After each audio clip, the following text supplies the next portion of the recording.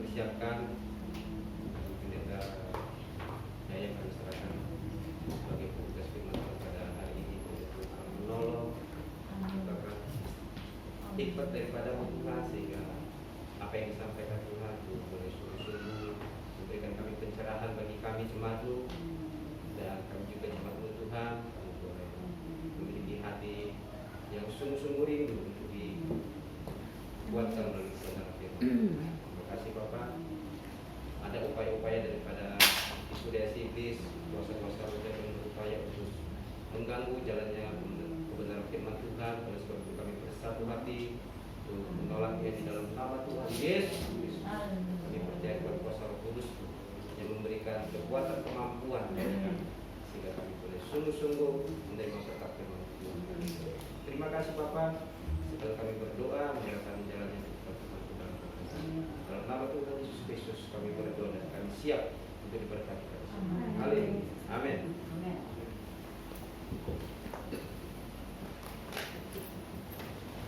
Ya, amin. Puji Tuhan. Shalom.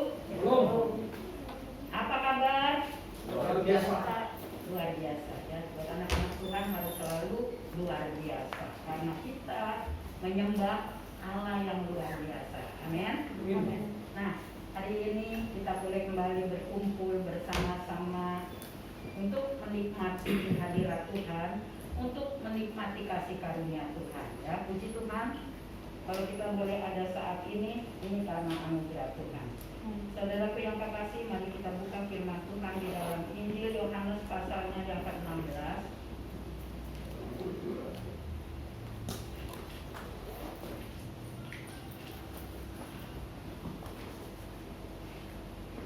Sudah dapat semua, katakan amin. Amin. Saya akan bacakan karena cuma satu ayat. Injil Yohanes pasal 16 ayatnya yang bagian terakhir, ayat 33. Ya, mari kita simak semua, dan saudara Bapak Ibu sekalian ada di depan kita, nanti kita bisa baca ya. Saya akan bacakan. Semuanya itu kukatakan kepadamu, supaya kamu beroleh damai sejahtera dalam aku. Dalam dunia kamu menderita penganiayaan, tetapi kuatkanlah hatimu, aku telah mengalahkan dunia. Amin. Puji Tuhan. Firman Tuhan pada pagi hari ini sudah datang kepada kita ya. Nah, saudaraku yang dikasihi Tuhan, ayat ini sebenarnya kalau kita baca di ayat yang terakhir ini cuma satu ayat aja kita kurang mengerti ya. Tapi ayat ini adalah suatu ringkasan pesan daripada Tuhan Yesus kepada murid-muridnya ya. Kalau kita melihat di ayat yang 16 dikatakan di sini Tuhan berkata, tinggal sesaat saja dan kamu tidak melihat aku dan tidak melihat aku lagi, dan tinggal sesaat saja pula dan kamu akan melihat aku. Jadi Tuhan berbicara kepada murid-muridnya, dikatakan tinggal sesaat lagi engkau tidak melihat aku. Tapi murid-muridnya waktu dia mendengar dia tidak mengerti ya.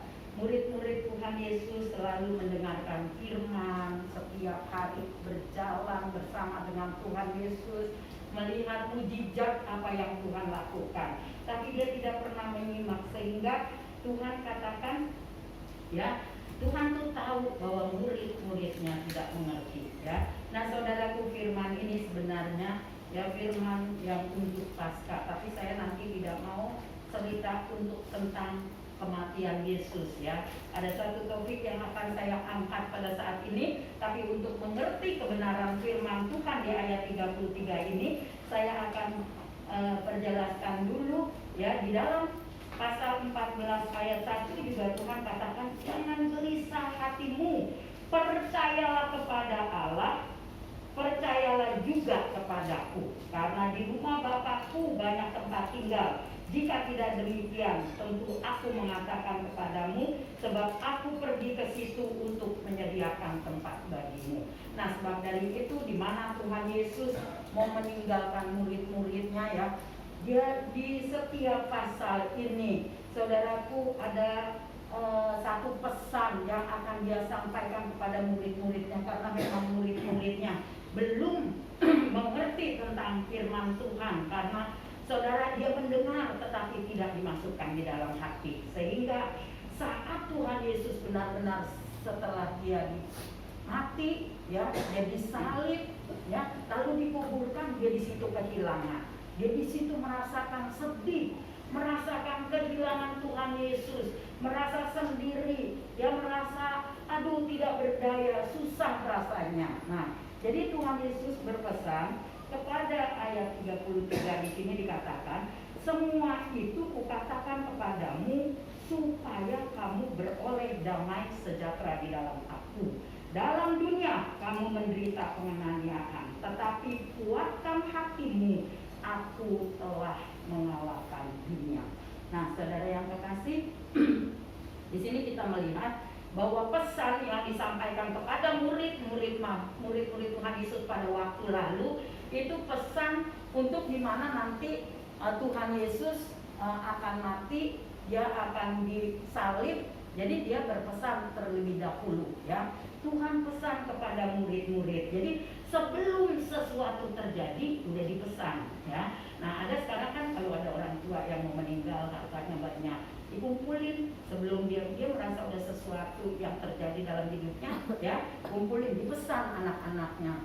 Itu pada akur-akur, ya. Nanti bagiannya jangan pada ribut, kan gitu. Nah, begitu Tuhan Yesus berpesan kepada murid-murid. Nah, di sini di satu ringkasan Tuhan, dia memesan kepada murid-murid ini. Nah, saudara, supaya mereka tetap kuat, mereka tetap tahu bahwa Yesus yang sudah mati itu dan dia bangkit, dia naik ke surga, nanti akan kembali, karena Tuhan jauh sebelumnya sudah selalu membawa murid-murid untuk ke arah ini, ya.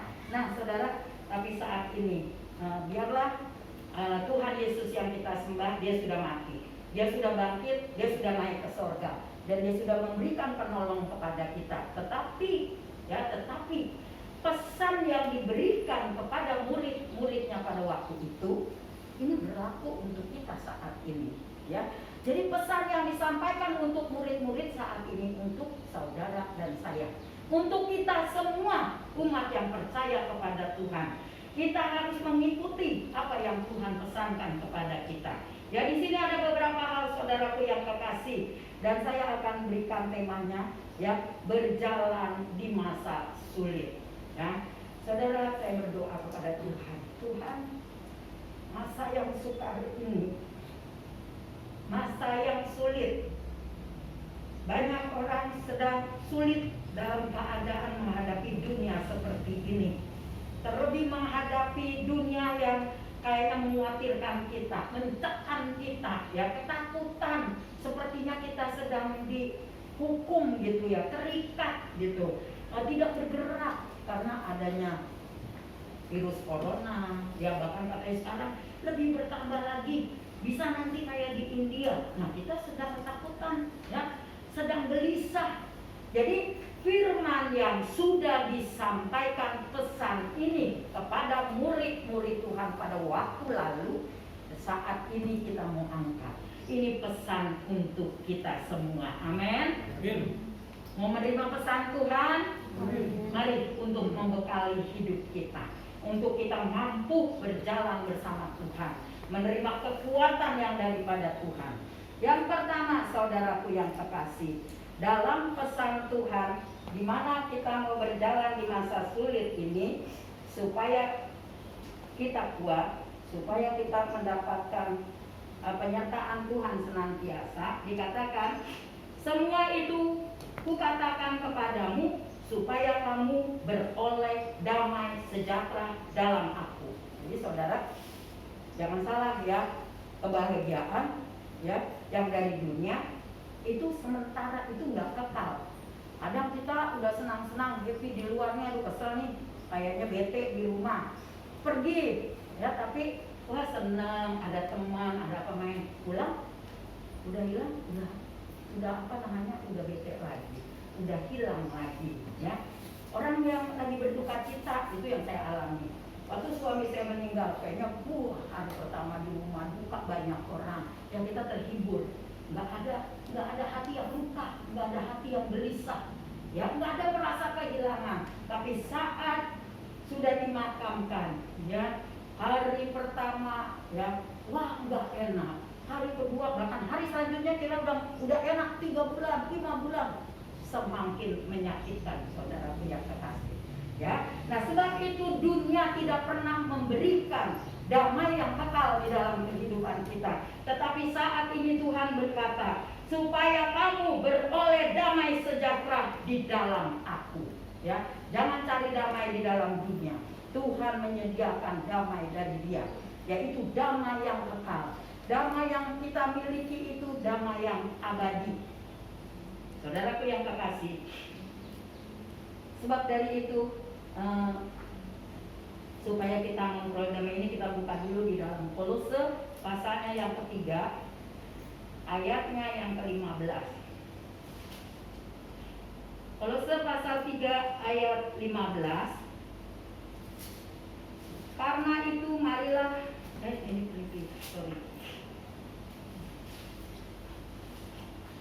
Kolose pasalnya yang ketiga ayat 15. Hendaklah damai sejahtera Kristus memerintah dalam hatimu, karena untuk itulah kamu telah dipanggil menjadi satu tubuh dan bersyukur. Saya baca sekali lagi. Hendaklah damai sejahtera Kristus memerintah di dalam hatimu. Saudara yang kekasih, biarlah firman Tuhan katakan, hendaklah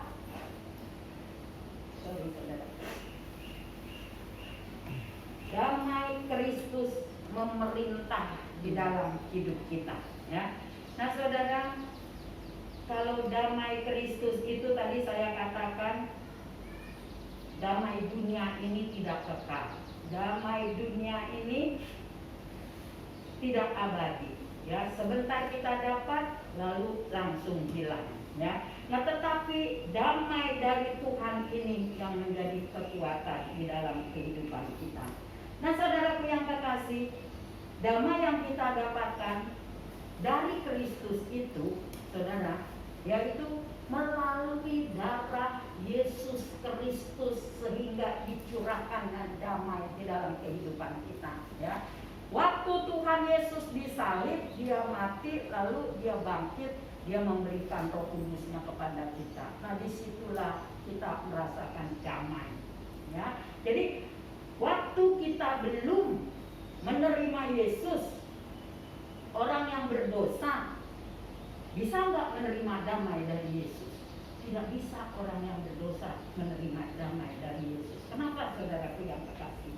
Ya, karena Tuhan itu Allah yang Maha Kudus, Allah yang Maha Suci. Dia mau bersemayam di dalam hati kita, ya, sehingga Dia akan memberikan damai-Nya. Nah, saudara, buat saudara dan saya, jadi kita orang percaya mendapatkan damai melalui darah Yesus Kristus yang Dia sudah curahkan di kayu salib, lalu Dia mati, Dia bangkit naik ke sorga, Dia berikan Roh Kudus-Nya di dalam kehidupan kita. Roh Kudus itu memberikan damai di dalam kehidupan kita, ya. Nah, saudaraku, manusia yang berdosa ini tadi saya katakan dia tidak dapat menerima damai dari Yesus. Karena apa? Manusia yang berdosa terpisah hidupnya daripada Tuhan. Kita dulu begitu, ya.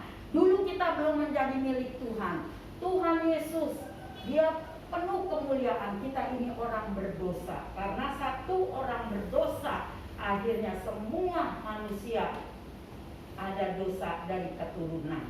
Sehingga saudaraku yang kekasih, kita orang yang berdosa tidak dapat memiliki damai karena kita terpisah daripada Allah, ya. Nah, saudara, kita ini waktu kita di dalam dosa, kita diperbudak oleh iblis, ya. Kita dibawa terus, dituntun oleh iblis, ya, di dalam kehidupan kita ini, sehingga saudaraku dalam hidup ini bisa kacau, ya.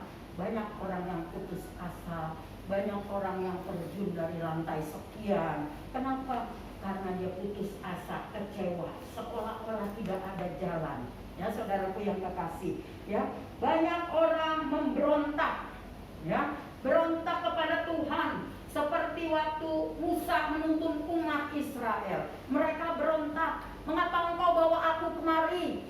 Ini engkau mau buat aku mati, ya, tidak ada makanan, tidak ada daging, ya. Nah, saudaraku yang dikasih, selalu mana setiap hari dia bosan, dia bersungut-sungut, dia berontak kepada Musa, sehingga waktu Musa naik ke atas gunung Sinai, di mana kepada Harun dia maksa, ayo buatkan aku Allah. Mungkin Musa udah mati ditelan binatang di sana, ayo buatkan, ya. Jadi sampai mereka yang punya anting-anting, yang punya rantai, yang punya cincin dan yang emas-emas dikasih ke Musa, ayo bikinin, ya, lembu emas supaya kami memuji Tuhan. Nah, saudaraku yang kekasih, ada pemberontakan, tidak ada damai, tidak ada sukacita, saudaraku yang kekasih. Tapi saat itu, ya, kemurahan Tuhan, dia turun ke dalam dunia, dia bayar itu semua pemberontakan kita, sungut-sungut kita,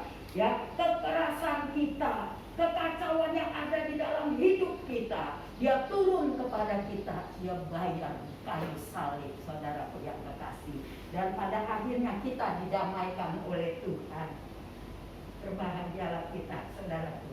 Orang yang berdosa bisa menjadi satu dengan Allah kita, Allah yang luar biasa, ya. Nah, di kayu salib Tuhan membayar, saudaraku, semua kelakuan kita, sikap kita, pemberontakan kita, kejahatan kita, ya. Mungkin ada yang penipu, rampok, mencuri, ya, dan sebagainya. Tuhan Yesus perhitungkan di kayu salib, dia bayar. Saudaraku yang kekasih, luar biasa Allah yang kita sembah, ya, sehingga kita diperdamaikan dengan Allah. Allah yang begitu suci, Allah yang begitu ada di tempat maha tinggi. Siapa kita, manusia kotor, manusia hina, ya, manusia yang sebetulnya tidak dapat diperhitungkan. Tetapi oleh kasih Allah kita dibuat berdamai dengan Allah. Bahkan lebih dari itu, dia katakan dia sebagai Bapa, dan kita ini anak-anaknya. Barang siapa yang percaya kepada dia, kita akan diberikannya hak menjadi anak-anak Allah. Tapi kalau pada ayat 11 di dalam Yohanes pasal 1 itu, ya, di atasnya dikatakan, aku datang kepada milik kepunyaanku, tetapi orang-orang kepunyaanku tidak ada yang mau menerima aku. Saudara, betapa sedihnya kita kalau melihat begitu. Dia raja di segala raja, dia yang sudah mendamaikan kita dari dosa, dari pemberontakan kita, dari kejahatan kita. Tetapi waktu dia datang, dia katakan, aku datang kepada milik kepunyaanku. Dia katakan kepada milik kepunyaanku, tapi tidak ada yang mau menerima dia. Saudaraku yang kekasih, kita bersyukur kepada Tuhan. Kita orang yang liar, yang tadinya berontak, kita yang tidak diperhitungkan oleh Tuhan. Pohon yang liar, saudaraku, pasti dibabat, dimasukkan ke dapur api, dibakar habis. Inilah gambaran dari kita. Tetapi oleh kasih dan anugerah Tuhan, oleh kita dengar-dengaran, mendengar suara Tuhan, sehingga kita menerima Yesus di dalam kehidupan kita. Saat Tuhan di kayu salib, itulah saudaraku, ada satu pintu yang menuju kita menerima damai dari Dia. Amin. Luar biasa, saudaraku yang kekasih. Saat ini damai ini ada di dalam kehidupan kita. Jangan sia-siakan, saudaraku, supaya pesan Tuhan ini, ya saudara, dan yang saya berikan, berjalan di masa sulit. Orang yang berjalan di masa sulit tanpa ada damai di dalam hidupnya, dia pasti bersungut-sungut. Ya apa enggak? Ya saudara, pasti bersungut-sungut. Tetapi orang yang memiliki damai, dia punya sukacita, dia bahagia. Firman Tuhan katakan, hati yang gembira adalah obat yang manjur. Jadi kalau kita memiliki hati yang gembira itu, kemanapun kita pergi, dalam keadaan tantangan, kesusahan, tetapi itu saudaraku tidak mencerminkan dari wajah kita, kita ini orang yang kesusahan. Kita tidak mengeluh, ya saudara, karena kita percaya percaya bahwa Dia akan menolong kita, ya. Bukan aja saudara, kalau orang yang tidak memiliki damai, dia bersungut-sungut, ya, bersungut-sungut. Ketika bersungut-sungut, orang rasanya selalu sedih, kesel terus. Wah, artinya kata firman Tuhan, semangat yang patah mengeringkan tulang, ya. Mari kita mau jaga hidup kita, saudaraku. Kita mau periksa di dalam hidup kita, apakah damai itu masih selalu menyertai dalam hidup kita. Karena dengan adanya damai, kita memiliki hati yang gembira, itu adalah obat yang manjur, ya. Tetapi sebaliknya, kalau semangat kita patah, kering kita akan tulang kita akan kering, saudara. Kalau tulangnya kering, waduh, keropok. Nah, keropok lama-lama berdiri nggak bisa, ya, nggak ada kekuatan. Nah, sebab itu mari kita mau jaga di dalam kehidupan kita, ya, saudara, supaya di dalam damai ini ada kekuatan menjalani hidup di masa sulit ini, tetapi kita berjalan bersama dengan Tuhan. Karena damainya Dia taruh di dalam hidup kita, Tuhan akan menyertai kita senantiasa. Amin. Nah, saudaraku, yang ke-1. Yang kedua, saudaraku, kita mau lihat, ya. Dikatakan di ayat yang selanjutnya, dalam dunia kamu menderita penganiayaan. Saudara, jadi di dalam dunia ini kita menderita penganiayaan, ya, saudara. Jadi Tuhan juga bilang, coba kita buka dalam Yohanesnya, kita balik mundur sedikit, pasal 15 ayat 20 sampai 21. Nanti tolong Bapak Felki tolong bacakan Yohanes pasal 15 ayat 20 dan 21.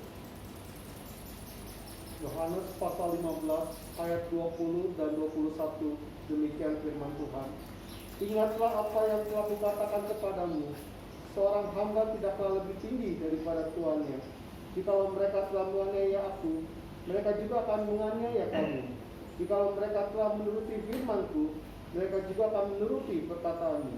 Tetapi semuanya itu akan mereka lakukan terhadap kamu karena nama-Ku, sebab mereka tidak mengenal Dia yang telah mengutus aku. Amin, ya. Terima kasih, Tuhan Yesus memberkati.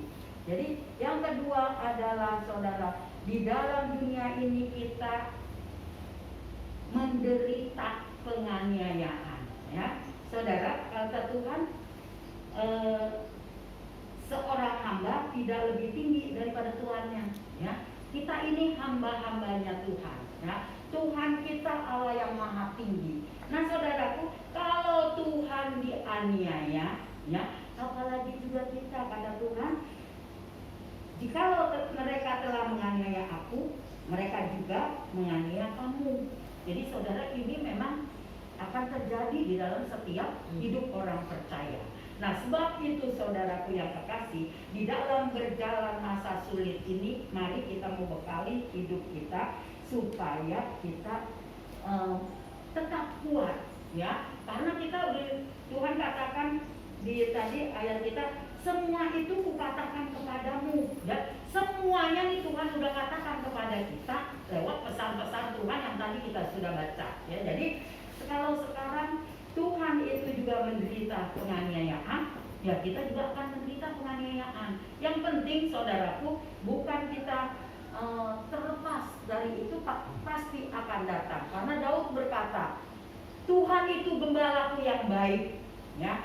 Dibaringkannya aku di rumput yang hijau, dibawanya aku ke air yang tenang, ya. Namun saudaraku, walaupun demikian dibilang, saudaraku, dia berjalan di dalam lembah kekelaman, ya. Walaupun dia katakan Tuhan baik, Tuhan menyediakan dia makanan, ya, dia membawanya ke air yang tenang, tapi dia juga berkata bahwa Tuhan juga, saudaraku, di dalam perjalanan dia, ya, bersama Tuhan, dia akan masuk di dalam lembah kekelaman, ya. Dia akan masuk di dalam lembah kekelaman. Nah, demikian juga kita, penganiayaan Tuhan sudah alami, kita juga akan mengalami penganiayaan. Sebab dari itu kita selalu siap sedia. Kata Tuhan, kenakanlah seluruh perlengkapan senjata Allah supaya kamu dapat bertahan, ya. Salah satunya saudaraku, dia akan lengkapi kita dengan perisai iman. Kenapa? Iman ini supaya terus masuk ke dalam, berakar kuat di dalam, lalu bertumbuh iman itu ke arah Kristus. Sehingga penganiayaan boleh datang, penderitaan boleh datang, kita tetap berdiri tegak. Kita tetap kuat, kita tetap mampu menjalani di masa sulit ini karena ada Tuhan yang menyertai kita, ya. Jadi dengan adanya perisai iman itu, kita dapat memadamkan semua panah api dari si jahat. Amin. Ya. Jadi bukan dengan kekuatan kita harus persiapkan kehidupan kita. Ya, jadi dengan kita mempersiapkan hidup kita kepada Tuhan, kita mau mengenakan selengkap senjata Allah di dalam kehidupan kita, karena lawan kita bukan sesama kita, bukan oleh darah dan daging lawan kita, tetapi penguasa-penguasa di udara. Saudara, berani sama penguasa-penguasa di udara? Ya, bangsa Israel aja waktu Tuhan bilang, nah pesan Musa, Yosua, Musa nih masih zaman Musa, tuntun bangsa Israel itu untuk masuk ke tanah Kanaan. Coba suruh lihat orang mengintai negeri Kanaan itu kayak apa, supaya tahu nanti detailnya orang yang mau masuk ke sana. Lalu dipilih 12 orang, ya. 12 orang mau berjalan ke Kanaan. Nah saudara, waduh, waktu dia di depannya aja lihat, serem. Ada orang-orang kayak raksasa, tinggi besar. Ada orang enak katanya. Waduh, ada orang yang bebas, dia serem. 12 orang mundur teratur. Ya, kembali dia menghadap Musa. Dia nggak kuat, dia bilang. Ya, itu ada orang enak, ada orang yang menakutkan, orang-orang yang kayak raksasa. Ya, nah akhirnya saudaraku yang kekasih, mereka 12 orang ini tidak sampai masuk ke Kanaan. Nah saudara yang kekasih, akhirnya Yosua dan Kaleb, dia berdua, dia datang dengan iman kepada Tuhan. Dia bawa imannya yang dia sudah tanam ke dalam, berakar kuat, bertumbuh ke arah Kristus. Waktu dia masuk di dalam Kanaan, memang ada orang enak, bukannya langsung nggak ada. Waktu Yosua dan Kaleb masuk, tetap ada. Tetapi kenapa dia dapat berjalan terus, dia lewati? Kok nggak ada rintangan gitu? Jadi kalau kita udah takut menghadapi musuh, kita jadi mundur. Belum perang, udah mati duluan, ya. Jadi, nah saudaraku, sebab dari itu kita menggunakan selalu selengkap senjata Allah supaya kita memiliki perisai iman itu dapat memadamkan setiap api dari si jahat, sehingga kita berjalan di masa sulit ini bersama dengan Tuhan, kita akan mengalami kemenangan. Amin. Nah, puji Tuhan, ya. Nah saudaraku yang kekasih, kita melihat di dalam ayat 21 ya tadi yang Bapak berarti bacakan.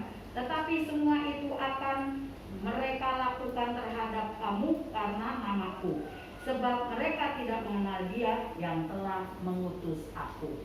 Saudara yang kekasih, ya, semua itu dilakukan karena nama Tuhan. Orang yang dikatakan anak-anak Tuhan, di dalamnya ada nama Kristus. Jadi kita akan juga masuk di dalam bagian itu. Tetapi dia katakan sebab mereka tidak mengenal Dia yang telah mengutus aku. Tuhan Yesus katakan mereka tidak mengenal Yesus yang membaik, tidak mengenal Bapa yang mengutus Yesus Kristus, ya. Nah saudara, sebab dari itu mari kita mau selalu berjalan bersama dengan Tuhan, ya.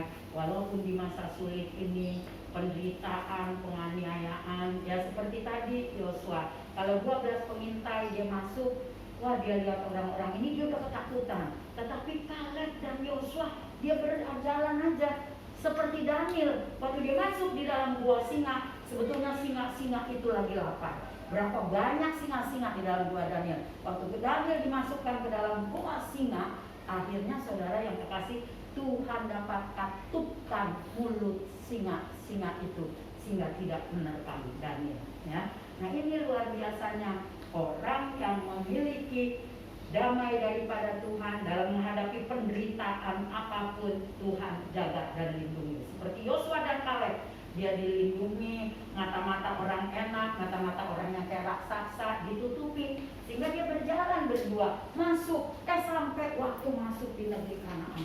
Waduh, luar biasa.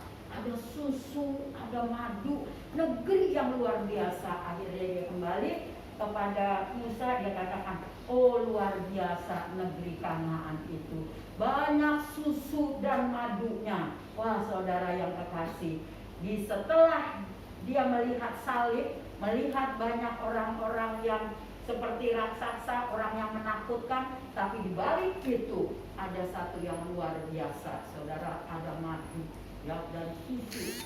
Luar biasa Kanaan itu. Nah, sehingga dia masuk di dalam Kanaan. Saudara yang kekasih, kita yang sedang dipersiapkan untuk masuk dalam Kanaan sorgawi. Kanaan yang sebenarnya, bukan Kanaan yang ada di dalam dunia, yang seperti Yosua dan Kaleb masuk ke situ. Tetapi Tuhan akan persiapkan kita supaya kita kuat nantinya sampai kita bertemu dengan Tuhan Yesus di negeri kemuliaan, yaitu Kanaan sorgawi, ya, amin.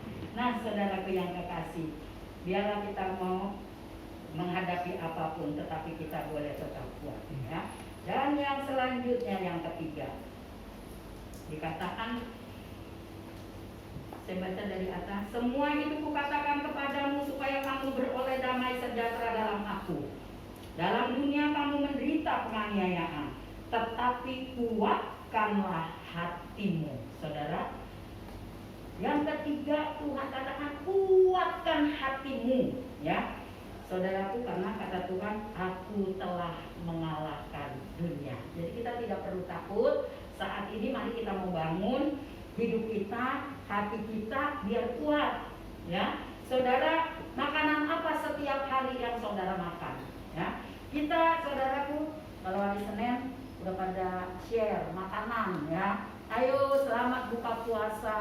Ada yang ikan, ya, sayur lodeh, ya, nasi merah. Saudara, itu untuk menambah kekuatan tubuh yang akan sebentar binasa, yang akan dikubur, lalu jadi kembali jadi tanah. Karena ini dasarnya dari tanah, jadi akan kembali kepada tanah. Tetapi yang harus kita pertanggungjawabkan dengan pertolongan Tuhan, yaitu manusia, roh kita harus dibangun, harus memiliki kekuatan, ya.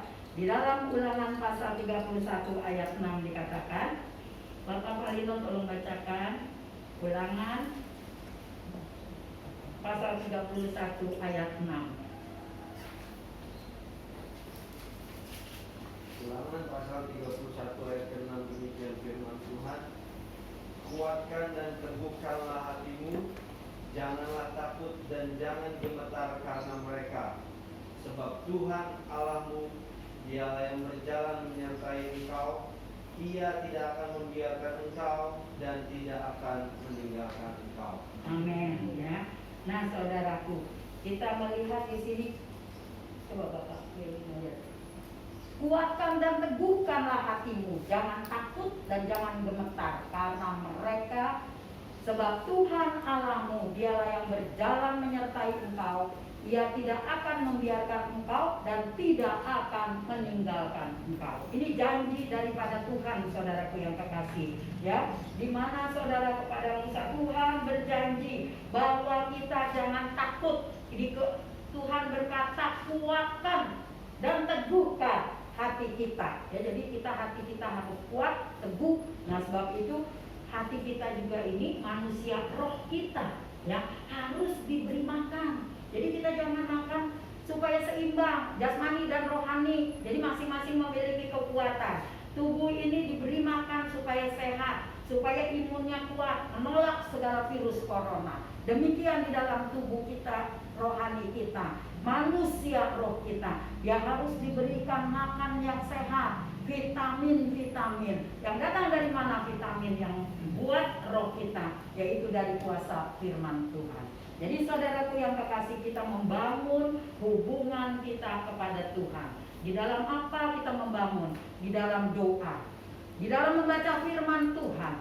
Firman ini saudaraku yang kekasih, kalau kita tidak baca pun ya, mohon Alkitab ini nggak ada artinya nih kalau cuman ini huruf kertas dan huruf nggak apa-apa. Kalau ada orang kan ya dipelihara gitu kitab baca. Kalau kita nih suka ada yang dibuang di sini, suka tempornya kotor-kotor, udah sobek-sobek. Ini nggak apa-apa, karena memang ini huruf mematikan. Tetapi ketika kita baca firman Tuhan ini, ada roh yang menghidupkan. Roh itu masuk di dalam hidup kita, menguatkan roh kita, ya, menguatkan roh kita. Ya, jadi waktu kita baca firman ini, roh Tuhan berkuasa. Roh Tuhan menyingkapkan sesuatu di dalam kehidupan kita. Inilah yang luar biasa yang saya alami, ya, saudaraku yang kekasih. Jadi kita harus memberi manusia rohani kita ini, yaitu makanan doa kepada Tuhan, bersaat teduh, ya, merenungkan firman Tuhan, ya, baca firman Tuhan, mendengar firman Tuhan saat seperti ini kita ibadah dari hamba-hamba Tuhan. Ya, nah, saudaraku, itulah yang mendatangkan kesehatan dan kekuatan. Sehingga di dalam Roma Paulus menulis, biarlah roh kita menyala-nyala di hadapan Tuhan. Kalau roh kita menyala-nyala, kita ini semangat, ya, dan kita bisa mempersembahkan tubuh yang sehat, tubuh yang kuat, ya. Paulus katakan, persembahkanlah tubuhmu menjadi persembahan yang hidup, yang kudus dan yang berkenan kepada Allah. Itu adalah ibadahmu yang sejati. Jadi kita harus bangun terus manusia roh kita supaya dia kuat, supaya dia sehat.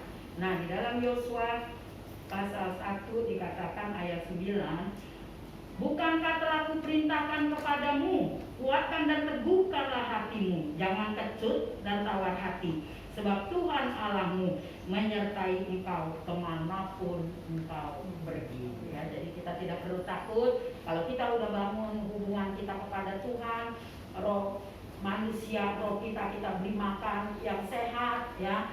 Kita, saudaraku, tidak menjadi kecut dan tawar hati, ya. Seperti Yosua, ya. Ini firman Tuhan katakan kepada Yosua saat dia mau memimpin umat Israel. Waktu itu Musa sudah meninggal, jadi dia dikasih tongkat estafet untuk meneruskan, ya. Tuhan berpesan di pada ayat 9, bukankah telah kuperintahkan kepadamu, ya, kuatkan dan teguhkanlah hatimu, jangan tawar hati dan kecut, sebab Tuhan Allahmu menyertai engkau kemanapun engkau akan pergi. Ini firman Tuhan, saudaraku. Kalau kita lakukan firman ini hidup di dalam hidup kita, ya. Waktu kita baca, roh ini menghidupkan kita. Tapi kalau kita boleh melihat ini cuma tulisan biasa, ya. Tapi ada roh kudus. Waktu kita membaca firman Tuhan, dia memberikan kekuatan, memberikan kesehatan di dalam kehidupan kita. Nah, puji akan nama Tuhan, saudaraku yang kekasih, ya. Kita bersyukur kepada Tuhan, dan kita kembali pada Yohanes pasal 16 ini untuk mengakhiri firman Tuhan ini, saudara.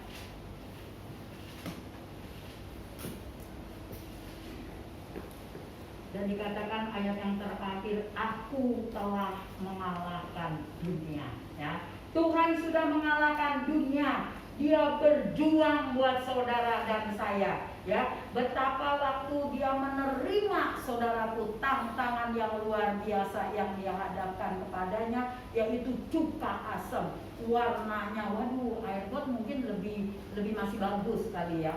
Ini warnanya gak karuan. Sampai dia bilang, secara manusiawi di dalam dagingnya, dia katakan, Bapak, kalau boleh, lalu cawan ini daripadaku, tetapi kehendakmu saja yang jadi. Bagaimana kalau Tuhan Yesus tidak mau meminum? Ya, kita semua tidak diselamatkan. Nah, saudara, kita bersyukur bahwa Tuhan yang kita sembah, Dia telah mengalahkan dunia. Ya, jadi kita gak perlu takut. Ya, dikatakan, semua itu kukatakan kepadamu supaya kamu dapat damai sejahtera dalam aku. Dalam dunia kamu menderita. Tuhan juga menderita penganiayaan. Tetapi kuatkanlah hatimu. Aku telah mengalahkan dunia. Ya. Saudara, luar biasa Allah yang kita sembah. Allah yang sudah mengalahkan dunia. Allah yang sudah berperang mengganti kita. Ya. Nah, saat ini pun Dia berjanji. Ya. Tempo hari saya udah bawa di hari Rebo, ya. Dia katakan, aku hendak berjalan di depanmu, meratakan gunung-gunung, ya, memecahkan pintu-pintu tembaga, saudara. Jadi Tuhan bukan lagi bercanda dan main-main, pintu tembaga mau dipecah-pecahin apa-apaan gitu, ya. Tetapi itu pintu tembaga, itu masalah kita yang sepertinya kita tidak sanggup dobrak, tetapi Tuhan katakan, aku akan memecahkan setiap pintu tembaga, dan aku akan patahkan setiap palang besi. Saudara, ini janji Tuhan. Tuhan mau menawarkan dirinya untuk berjalan di depan saya dan di depan saudara. Mau menerima nggak tawaran ini? Kalau menerima, serahkan. Tuhan, ini aku. Kuasailah hidupku, berjalanlah di depanku, karena aku percaya bersama Engkau, aku juga akan mengalahkan dunia. Aku akan mengalami kemenangan demi kemenangan. Amin. Semuanya mau hidup menang di dalam Tuhan. Serahkan hari ini kepada Tuhan, supaya di masa sulit ini kita berjalan di masa sulit dengan tuntunan Tuhan. Ya, puji Tuhan. Tuhan, saya baca ini untuk ayat terakhir.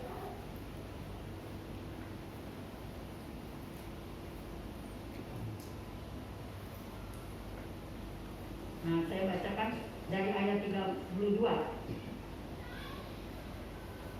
Dari ayat 29. Kata murid-muridnya, lihat sekarang engkau terus terang berkata-kata dan engkau tidak memakai kiasan. Sekarang kami tahu bahwa engkau mengetahui segala sesuatu dan tidak perlu orang bertanya kepadamu. Karena itu kami percaya bahwa engkau datang dari Allah. Jawab Yesus kepada mereka, percayakah kamu sekarang? Lihat saatnya datang.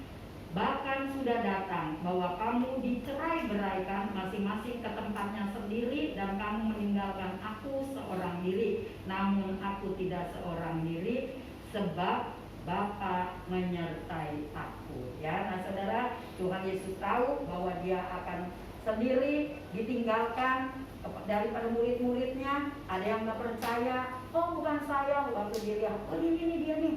Ini juga ini muridnya. Oh bukan saya nggak kenal dia. Nah saudara, satu saat kita menghadapi perkara ini, masa antikris nanti terjadi, ya saudaraku, kamu orang Kristen, ya kalau orang Kristen akan dianiaya. Oh, bukan, saya bukan orang Kristen.